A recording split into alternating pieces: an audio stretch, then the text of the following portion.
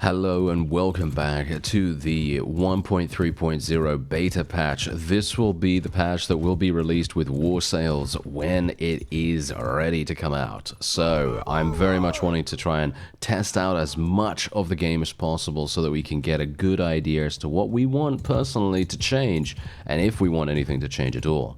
Obviously, I've already highlighted a couple of things in the series so far, which personally for me, I think really do need a little bit of tweaking here and there. Obviously, there are also some base game things that, well, base game as in stuff that has been in the game for the entire time, basically, that we've had access to Bannerlord, years now, that I think really does need a little bit of a tune-up. Obviously, they're probably not going to do that, but you know, it's a nice idea nevertheless. Anyway, let's see if we can, let's just change our people into a loose formation real fast.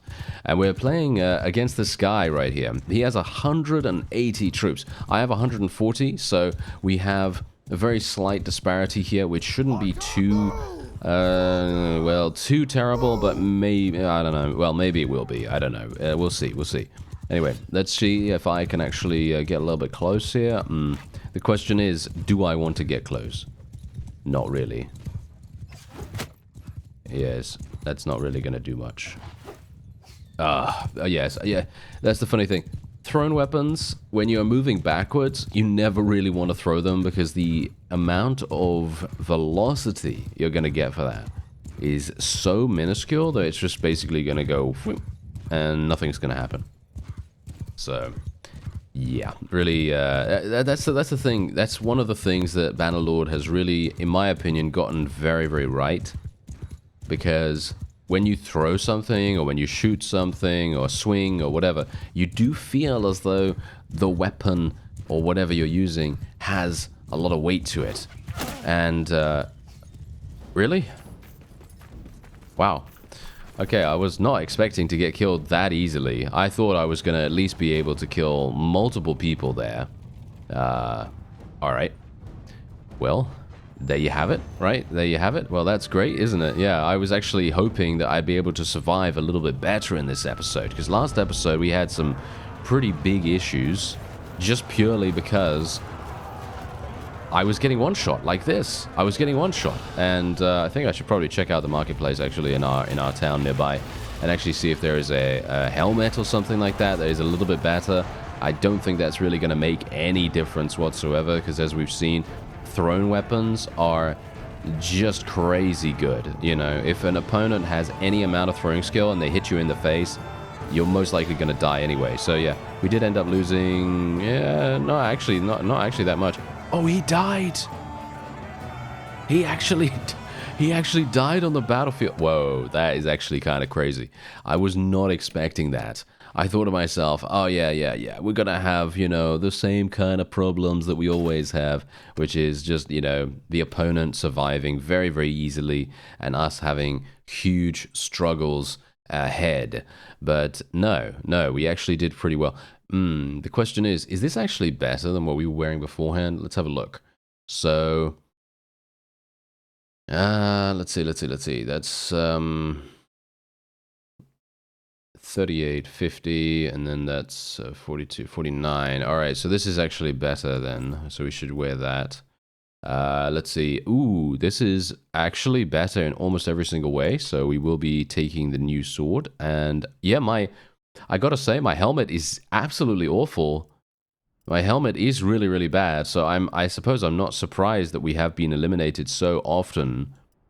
But I was kind of hoping that we would be, as I say, kind of hoping that we'd be left alone a little bit in some of these early fights in the episode, just because I wasn't really trying super hard to get myself killed there, you know? Usually I have to try a little bit, you know? Usually I have to go in there and, you know, roam around a little bit, and I can survive a little bit of time. But no, this time around, it was just game over from the very beginning. Absolutely crazy. All right, so what we're going to do is we're also going to be taking quite a few things here. I'm actually not entirely sure what it is that I need to take to reduce the experience here. Is it? No, it's not these things, so I can take all of these. Is it weapons? No, it's not weapons. So it's literally just armor. So we're just going to donate all of the armor. We're going to take everything else. That actually did reduce that a little bit. Oh well, that's not that big a deal. 4,300 experience is pretty decent. I will take this guy dying as a bit of a consolation prize. I think that's pretty decent. But we also have to worry about the fact that we potentially could die as well. So that's not great. As you pass through your lands, you see several of your Imperial Sergeant crossbowmen casting envious eyes over the farmers in the fields. They're tired of wandering from place to place, they say, and hope to put down roots somewhere and start a family. Their contract of enlistment is not yet up, but it occurs to you that if they settled in your estates, it would be a boon to your local militia. Okay, so we've had this this event before, and I actually I'm kind of interested to see whether we even have Imperial Sergeant crossbowmen. Yeah, we'll just do this one, I guess. I don't think we even have Imperial Sergeant crossbowmen, to be honest. Do we? Did we? I think I'm probably going to have to do it in editing or something like that, if I remember to do it, you know, at all. But I'll have to do it in editing. I have to look in the battle itself whether I had any Imperial Sergeant crossbowmen, because I do have some Imperial Palatine guards, as you can see right here. So it could very well be possible that I rescued some of these guys or converted them from prisoners. And that could have been the case. That might have happened. Not entirely sure. But anyway, let's just get rid of some of these. Get rid of that. And this. Yeah, this one. We're just trying to make sure that we have the cream of the crop here. There we go. We can actually sell a little bit now as well. There it is. Fantastic. And ooh, what do we want to do here? Yeah, we want to get rid of this and that. And oh, we got an iron banner there. That's actually not terrible. Okay, so we're going to get 29,000 for this. Pretty good. Then we can just kind of hold position here a little bit. Let's just get these. As I said to you, I'm basically just going to be going in, recruiting things, putting them in the garrison, recruiting things, putting them in the garrison, and over, and just do that. We're almost at... Look, I'm almost at 75 medicine. Do you think I'm actually going to make it? I might make it to 75 medicine. With the leftover little bit that I need to restore myself, we might make it. If we can make it, that means things are going to look up. Dramatically look up. Because we have Doctor's Oath at that point. Doctor's Oath is one of the most important things you can get as a surgeon-based character. So someone that really wants to make sure that your forces stay alive. It is amazingly important to level up your medicine skill. There it is! We made it! Oh, I am so surprised. I actually thought, because we were at like 96%, I thought, nah, there's no way. But yes, we are actually going to get it. So this is what I was talking about beforehand, where I said in one of the previous episodes, choosing between two different perks that are actually good. Like, for example, sledges. This is really good. I mean, look at this. Minus 50% party speed penalty from the wounded. You also get, you know, a little bit of hit point buffering for your mounts in the party. But, you know, that's obviously neither here nor there. But the main thing is the minus 50% party speed penalty. Because that means you can continue to move really fast, even if you've lost a lot of your troops. Or shall we say, even if a lot of your troops are wounded, which is extremely powerful in certain situations. Now, Doctor's Oath, on the other hand, Doctor's Oath is just incredible for leveling your medicine skill. Without Doctor's Oath, medicine skill would be a huge slog, and it would be extremely unsatisfying, and I would quit. Now, I'm obviously just joking, but the fact is, it is definitely making the game much more fun, much more satisfying to play. And generally, Doctor's Oath saves medicine skill for me, personally, especially considering you do have to get to 275 to be able to get the last remaining perk. It takes a long time to get there, and it's just a little bit quicker. It's just a little bit quicker with Doctor's Oath. That's it, you know? That's really going to make a big difference to us. So let's actually see if I can get into a battle with some of these fellows. We might have a really good time here if we can do that. Please let me get over there. Come on now. Stop there. Oh, yeah, we move so fast with these fellows, don't we? Oh, it's absolutely amazing. Look at that. The fact that we have cavalry... Oh, look, we don't even have that much cavalry anymore. It's terrible. I need to get some more cavalry, to be honest. But yeah, cavalry really makes such a huge difference. It's actually staggering how they really speed you up dramatically on the world map. Makes such a massive change to your overall acceleration. Anyway, let's see what we can do here. What do we have? Okay, so obviously I have a huge amount of archers. I really wish the AI would just charge me, to be honest. Because that would make things a lot easier. But obviously it's not meant to be. It is not meant to be easy. No, it is not meant to be easy. Okay, so let's actually just... yeah, you know what? Let's just move them up. And I'm just going to speed things up a little bit more here so that we can be a bit more dynamic about what we want to do. And I'm actually going to... What I'm going to do is I will take an oath right now. Alright? My oath right now is that I will not die in the remainder of the episode. Okay? So in other words... I will not get myself killed. I won't run in by myself. I won't be stupid and do all that stuff that I normally do because, you know, generally I'm looking for fun things to do, right? I want to throw my thrown weapons and javelins into the enemy's faces, and I want to have a grand old time doing that. Usually that's what I try to do, you know, have fun, right? You know, I mean, you know, what an amazing thing to have fun in a video game, eh? But yes, anyway, the point is, that's what I'm going to try to accomplish. I will try to stay alive and not make, you know, those kinds of decisions. Let's see if we can actually make that happen, because obviously, here we go. My forces have now slowly moved into a decent position. I'm not entirely sure why they're looking like this. Why are they looking so weird in their formation? I don't actually know what's going on with that, but yeah, we're just going to tell these guys to go and auto-delegate. They're just going to charge in. That's absolutely fine. I don't have a problem with that. If they want to charge in, then they can do that.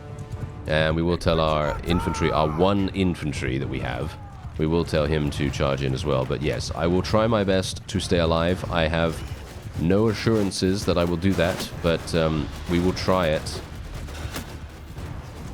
And we'll see whether we can make it happen.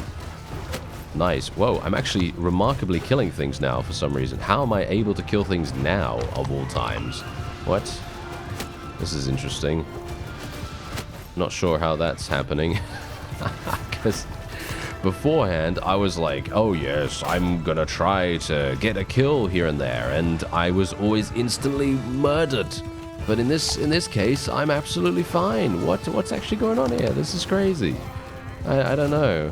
Something weird's going on with that. Oh well, never mind. Okay, let's just try. Oh, is that mine? Yeah, that's my guy. Okay, these fellows I can probably try to eliminate at least a little bit. There we go. Look at my medicine skill, though. Have you seen my medicine skill real quick? It's literally already medicine 80, right? From 75. And it goes even faster if you do auto-resolves. That's one thing that definitely... that's the... Okay, look. This is the thing that I personally believe should be the case with every single perk skill tree. There should be an option that allows a certain perk for you to take that slightly increases the speed at which you level it, at least just a small amount. And it's obviously an option. You don't have to take that, right? You don't have to take it. So from my perspective, I feel like that could be really, really cool because it would enable people to play a little bit differently if they wanted to. You know, you don't have to obviously always be like, oh yes, I must do the min-max option. You know, you don't always have to do that. But if you want to, then the option is there. And I think that that is actually kind of nice. That's the reason why Doctor's Oath is such a nice perk. Obviously, it's probably... I mean, I just generally think it's good. Ooh, wait a minute. This is actually... let me just do a little bit of working out here. Yeah, this is actually better. This is actually better. So then we're going to do that. All right. Yeah. Ooh, nice. New gloves. Oh, very good, very good. Okay, I like it. I still need to get a new helmet, so I should probably check the marketplace after this. I know I said I checked the marketplace beforehand, but I didn't. So, yes. Yeah, that happens. Okay, ooh, we got her some new boots, new gloves. That's very nice. Great. Okay. So, I will take all of the weapons, all of this, and then we will take the camels, the horses, and so on. Even though I'm probably going to get hurting. Yeah, I do have some hurting problems right now, but that's okay. We'll take all of this stuff as well, and then we will literally just take a handful of pieces of armor, and then we will donate the rest so we can continue leveling up our trip. Whoa, really? That was all that we donated to? Alright, yeah, I don't really have very many low-level people anymore, so I will probably stop donating experience now. That does not make any real sense. And unless I'm leveling up at least 10, 15, 20 people every single time I do some kind of experience donation, there really is no point in us donating any of these items, because it's just a waste, you know, it's just a big waste at that point. Okay, so let's take a look and actually see. Slightly better chest armor. Wow, this is absolutely terrible. Look at these helmets. Yeah, these are pretty awful.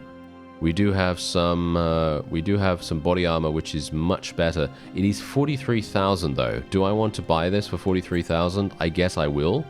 I mean, it's probably not the best idea, but we do have a number of things that we can potentially sell for quite some cash. As you can see, I'm only paying 6,000 now, which is pretty decent. I think that's okay.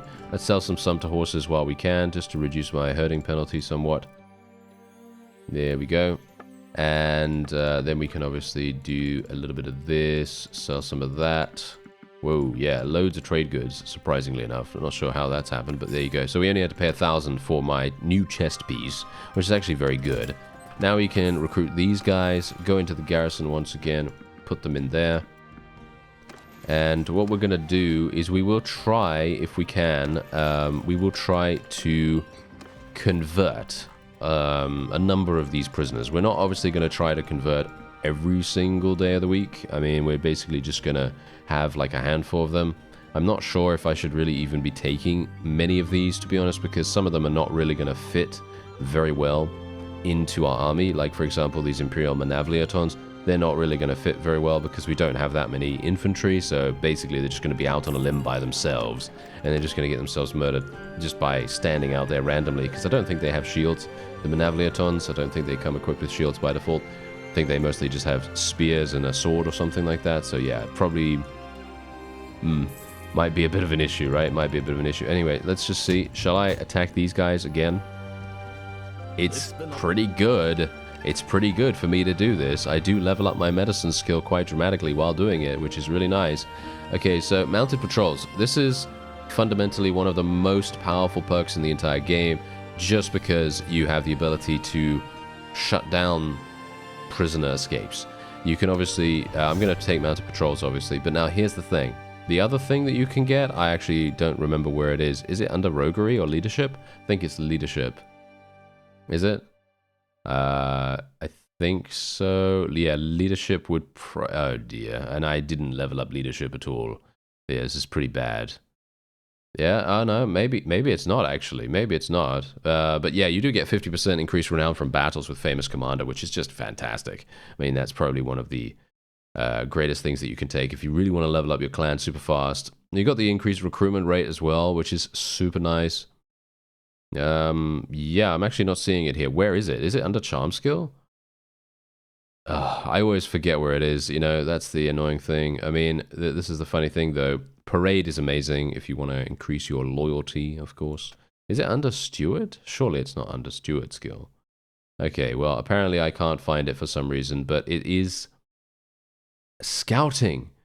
That's where it is. Ah, yes, scouting. Why am I stupid? I don't know, but there you go. Yes, keen sight is the thing. So basically, if you get to 225 riding, 225 scouting, these together will effectively reduce the chances of lords escaping from your party by 100%. In other words, they're always going to be with you, so you don't have anything to worry about. It is exceptional.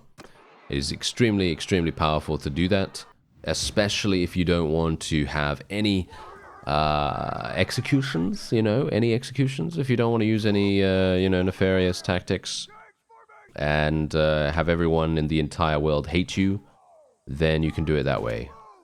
Which I think fundamentally from, you know, sort of like a quote-unquote nice guy perspective, if you want to play that kind of character, then it's a good idea. If you just want to let people go, or if you just want to hold them prisoner, and then you know, eventually try to recruit them or what have you, you can obviously do that.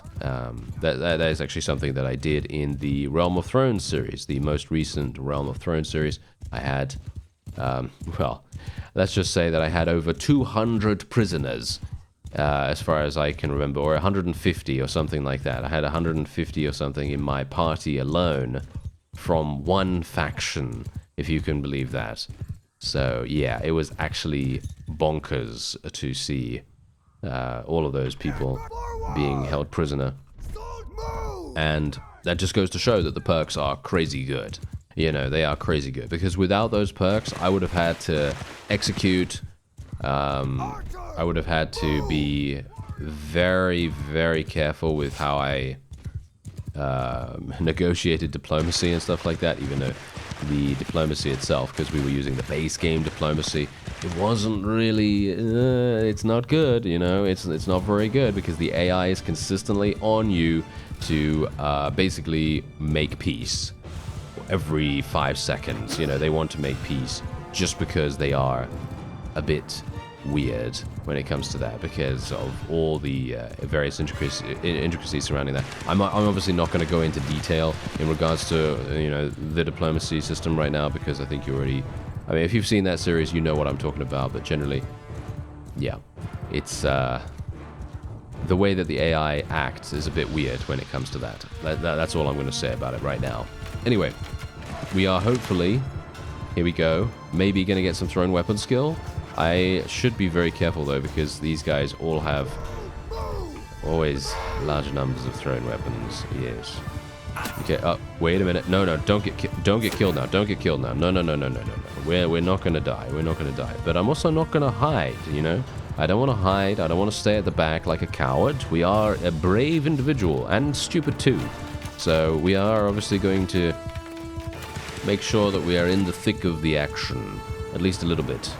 Not a significant amount, but just a little bit. Ugh, I really wish I could hit with these sometimes. Okay, here we go. We hit that guy's shield. If only we had a little bit more throwing weapon skill. That would have really made a huge dent in that guy's face. Okay, well, yeah, my forces are doing a great job, as per usual. I mean, the minor faction units, it's actually that's why that's why I was so surprised that I died from one of these guys, because they literally don't really have, most of the time, their skills are pretty average across the board, you know? They're pretty average, so it's not really one of those things where you're going to be like, oh, wow, these fellows are so powerful. No. They're usually, you know, below what you'd expect from that. So yeah, they're very, very simple to eliminate, as you can see right there too. It's kind of unfortunate we're not getting any influence for this, because this would be an insanely nice way to get influence gains, but unfortunately, because of the way that I decided to capture something without having the right clan tier, yes, that obviously has put paid to that. But we are getting a lot of renown for this, which is making a big difference. And that is eventually going to pay off. Or at least it should. Let's just sell these. 16,000 for that. Very nice indeed. And obviously we're going to try, if we can, to build up our town as much as possible. Unfortunately for me, my governor is kind of... Well, he's kind of bad. Let's just say that. He's kind of bad. Yeah, but I was actually apparently correct in thinking that the Aserai were not really going to be very interested in coming over here, because as you can quite clearly tell, there are no Aserai armies anywhere nearby, which means that we have... Well, we have this guy over here, but he's just one party. But yeah, which means that we have a lot of time to do whatever we want to do, which is really going to make a huge difference. How close are we to the next clan tier? Wow, we're really, really far away. Okay, I kind of need to go into a battle against some significant enemies. I'm thinking 2 vassals. If this guy could bring a... Oh, no. Oh, yes, this is... Oh, no, they're going to... Oh, interesting. Why do... Wait a minute. Why doesn't this place have a militia? Why doesn't this place have a militia? That is absolutely... What? Why is that happening? That's weird. Why would this not have a militia? Because technically, I would have attacked this place instead if they didn't have a militia. That's actually insane. Because think about it. Think about what you can do with that. If a particular fief does not have a militia and they only have a garrison, you may be thinking, oh, that's going to be extremely difficult. No, no, you can just starve them out. You can just starve them out, and then you have zero garrison in there, which is incredibly good luck for you. Because that means you could just starve them out in, I don't know, probably like 5 to 10 days, dependent. I mean, you know, if they have a moderately sized garrison, which is what they have right now, they have 360 in there, then it's most likely, unless they have some incredible food source somewhere close by, where they have, you know, thousands upon thousands of food supplies, then obviously that would put pay to any kind of strategy revolving around that. But in this case, I think they're probably going to have around 7 days, probably around a week, which is okay. You know, that is actually doable. That is very, very doable. And then all you have to do is just wait and destroy the walls a little bit in the meantime, and then eventually you will be able to instantaneously capture the fief, and you don't even have to worry about it. You can literally just go straight on in. You can basically walk in through the front door, and everything is going to be yours for the taking, which is pretty crazy. So yeah, I actually just noticed that, by the way. Someone mentioned that the horses.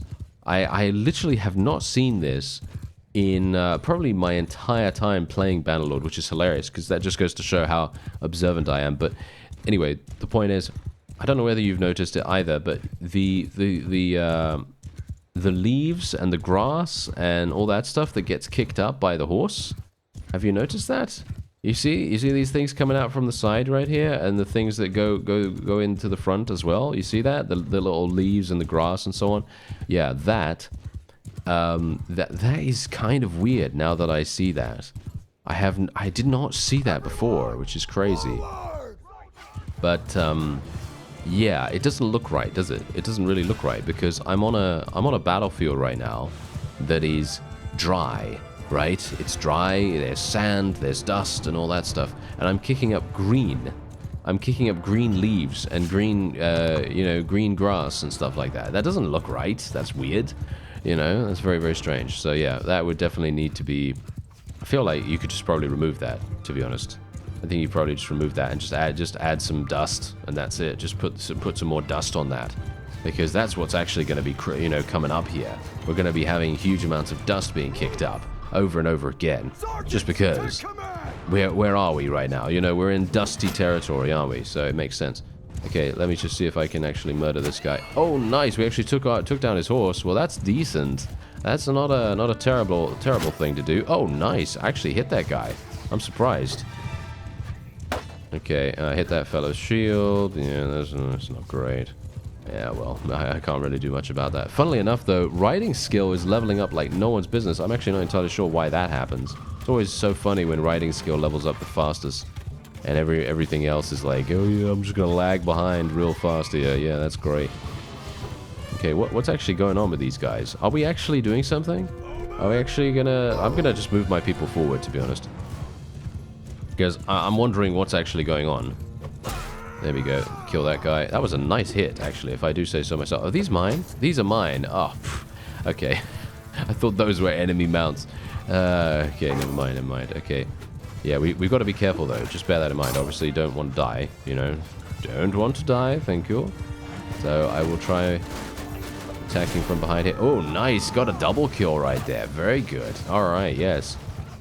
Give me some more of that. And now my archers are finally within range, and we should have a pretty simple time, hopefully, murdering them a little bit. Oh, no. Ooh. Oh, yes. Am I dead? Nope, no one seems to be focusing on me right now, so that's okay. I was a bit worried there for a second. I thought, ooh, that's pretty bad.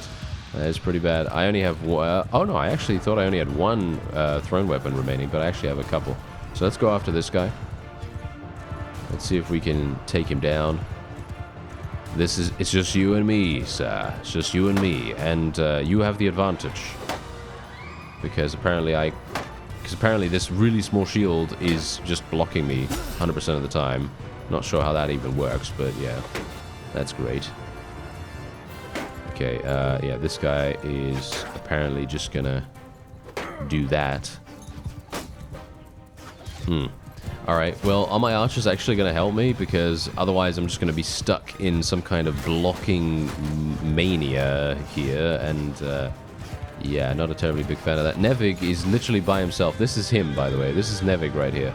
That is hilarious. Him just him just standing there like, yeah, I'm ready. I'm ready, boss. I'm ready with my axe. You know, it's just like, he's just standing there like doing nothing. That's just great. Alright. Yeah, let's just take the rest of the prisoners. Thank you very much. And, ooh. Yeah, actually, pretty good. Pretty good helmet. Pretty good helmet. Not too bad, not too bad. And I'm basically just going to take the rest. I am pretty much just going to try to focus a little bit more on money making at this point, because generally, obviously, if we were still a mercenary, then we would still, you know, be making massive cash, because we'd still be converting influence into mercenary wages. But now here's the thing, obviously I am making money from the settlement itself, so we don't really need to worry as much, because if we didn't have the fief, then things would be a little bit worse. that would be quite a bit worse, but we would be making quite a lot of money anyway. But I'm just saying, passive generation is really very important in Bannerlord specifically. Not as important in Warband, even though it is still a staple. You do still need to kind of, you know, try to get that. You do still need to try to get that as much as you possibly can, because it is going to make a huge difference to when you're just running around doing random stuff. Okay, so let's get rid of some of this grain right here. There we go. Yeah, the trader doesn't have enough money. I don't really care about that. That's absolutely fine. Okay, so the courthouse... Ooh, wait a minute, wait a minute. Look at this, look at this. Look at the loyalty situation. The loyalty situation is so incredibly bad right now. Okay, so we're going to have to do something about that. Do these guys hate me? Yeah, they do. It's because I raided this guy's village. Do I want to escort his merchant caravan? I don't really want to, but I am going to. Can I... Wait a minute, wait a minute. Can I actually... You and I do not have a good history. I don't trust you. Well, what about if I buy a wood workshop?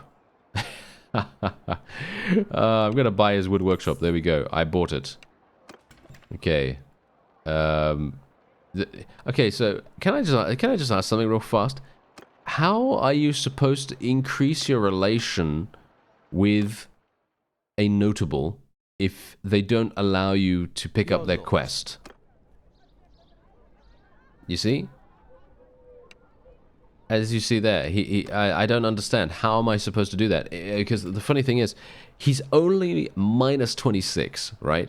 He's only minus 26, which fundamentally, I think to myself, oh, that's actually not bad at all. You know, that is actually really, really simple. That is not anything that you really need to be super upset about. I mean, minus 26 is not really that bad in comparison to, well... I mean, he could have much, much worse than that. You know, he could have minus 60 or 100 or whatever, you know. Kind of makes me a little bit weirded out, to be honest, over that. But, yeah, well, whatever the case, as you can see, we're currently building the courthouse. It's going to take 8 more days. I'm actually going to be cancelling that right now, and I'm going to be changing this over to loyalty, because what I want to do is I want to try to stabilize the town. I'm not sure. We have a nearby hideout. Okay, there is a nearby hideout. Ah, it's over here. Okay, so none of the notables have a quest for the hideout. And I am actually going to try a different option here this time. We're not going to wait until nightfall to sneak in. And all we're going to do is we're going to send troops to clear, alright? Because we've already seen what happens when we do... you know, the stealthing thing, and we've seen kind of what happens when we go in during daylight. It's just a little bit more difficult to sneak around and stuff, and but basically it's the same thing. So what we're going to do is we're going to try the other option now. Our troops are clearing the hideout. It's going to take 6 hours. Oh, is that really it? That was it? Really? I can take all these troops? I can take all this loot? And that was it? What? Okay. I'm actually speechless because I thought to myself that was going to be, well, a lot more of a headache than it actually ended up being. So I'm very surprised. That is very strange. Okay, well, I guess I'm pretty happy with that. That's actually a pretty nice thing. So if you don't necessarily want to do, the stealthing stuff, then you don't necessarily need to, which I personally think is very, very cool. I like that a great deal, actually. I like that a great deal because, let's face it, some people are not going to be, too pleased with the stealth. And it's very nice to give people an option to do that, especially later in the game when maybe you just want to get the bandit hideout out the way, Maybe you just want to be like, oh, get out of here, sort of thing. And that's definitely going to make a big difference. I mean, it only takes 6 hours as well, which is really not very good. I mean, as in, like, it's very fast. And I think that that's actually excellent. That is extremely, extremely good for us. And do we have herding now? Yes, we do have a slight herding problem. I'm going to attack these guys because they're just literally running right by us. I'm not entirely sure why they thought that I was just going to leave them alone, but obviously I'm not going to do that. Okay, yeah, we have a couple of prisoners. Just going to take some of those to sell, take the loot, of course, and let's go back to our town. I have a bad feeling that the Azariah are probably going to make their way over here. They are at war against the Southern Empire. Just bear that in mind. They are at war against them, but they're also at war against us. So it could very well be the case that they may just go from, point A to point B to point C, etc., and we are maybe point C. So that's where the issue potentially comes in. So we're just going to sell this, sell this, sell this. A little bit of extra cash there. Going to sell some of these sumpter horses. We're probably going to have to sell some more food. There we go. Yeah, we've got way too much. I mean, literally, we have way too much food here. Okay, there we go. That's going to be good enough. And we should probably sell some more of these as well. Here we go. I'm just going to actually get rid of more just because we're moving way too slowly, in my opinion. And there we go. All right. So, here we go. We have another random event. You lie down for a well-deserved nap, but you slip into an uneasy dream. You're sailing on a wind-tossed sea. A wave crashes on your bow, sending spray across the decks. You look closely and see that it is not water, but blood sloshing around your... sloshing around across your feet? Never mind. You don't need a cross there, but yeah, it doesn't matter. You stare out into the sea, and the breakers take on the forms of men you have slain in battle. Alright, whoa, okay, we're having a nightmare, absolutely. Have I killed without good reason? Heaven wishes me to repent. I shall choose the peaceful path, when there is one, that is. To where do we sail on this sea of blood? To glory, that is where. Ah yes, we're a Klingon now. Dreams are but a temporary madness. Heaven does not speak to us in this way. There's a lot of religious symbolism in this patch, eh? All right, well, that's interesting. All right, well, otherwise, what we're going to do is we'll probably... Have I killed without good reason? Have I? Have I killed without good reason? Not really, I guess. I don't know. Yeah, we'll probably just do merciful, I suppose. Are we already merciful, by the way? Do we already have the merciful trait? Let me actually just see. We have daring and generous. We don't have the merciful trait. Okay. Alright. Well, that's obviously perfectly fine. Alright, well, let's just wait here for a little bit of time. You never know when the Azariah are going to pop their heads up. I am almost 100% certain they will come over here. But the question is when, really. The question is when. That's really the big deal here. Actually, you know what I'm going to do? I'm going to just put these guys in here. Don't really want to use these kinds of Khuzait if I can help it. There we go. Just going to put all of them in there. Want to make sure that we can... There we go. Recruit some more people. Put them in here. Numbers really going to make a big difference. We have only 83. That's really bad. That is really, really bad. But hopefully I have now fixed the issue with the hideout nearby. You know what I mean? Yes, I have fixed the issue with the hideout nearby, as you can see right here. So now security is going back up, which is fantastic. Once security is actually returned back to a normal state, then loyalty will start to go further and further above what we would need it to be, and then we can actually start earning relation with the notables in the town. That is technically how you can, shall we say, restore your relation with a particular notable, but I was kind of hoping that we'd be able to do that without any significant expenditure. Like, yeah, I think that maybe it would be nice if we could, you know, spend some money, for example. Like, hello there, sir. I would like to make a donation of 100,000 to you. Do you like me now? And then, you know, you could potentially do that. Yeah, that's kind of like, you know, just business, kind of a business deal right there. And then maybe he increases in relation by 30 for your 100,000 donation or something like that. I don't know. Just some random stuff, you know what I mean? Just stuff like that that kind of gives you additional options. I feel like that is extremely important in a game like this that is open world and stresses so heavily on the player's choice. And I feel like increasing the amount of choices, that can only be a good thing. Anyway, on that note, I'm going to end this episode off here. I thank you very much for watching, and I'll see you next time.